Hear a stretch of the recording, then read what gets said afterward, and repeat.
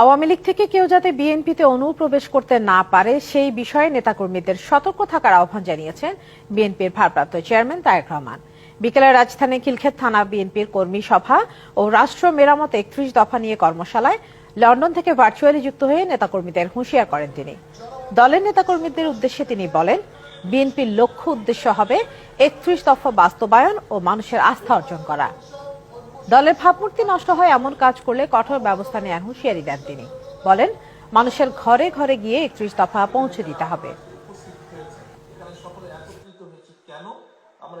আমাদের লক্ষ্য এবং উদ্দেশ্য হবে ৩১ দফাকে বাস্তবায়নের পাশাপাশি মানুষের সমর্থনে আমরা ৩১ দফাকে বাস্তবায়ন করতে পারলে আমাদের একই সাথে লক্ষ্য এবং উদ্দেশ্য হবে মানুষের আস্থা অর্জন, মানুষের বিশ্বাস অর্জন, মানুষের ভালোবাসা অর্জন।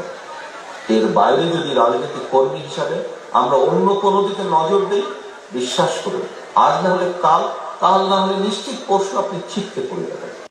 বছর শেষের খুশি নগদে হবে বেশি। নগদ পেমেন্টে নির্দিষ্ট ক্যাটাগরির কেনাকাটায় ৩০০ টাকা পর্যন্ত ক্যাশব্যাক।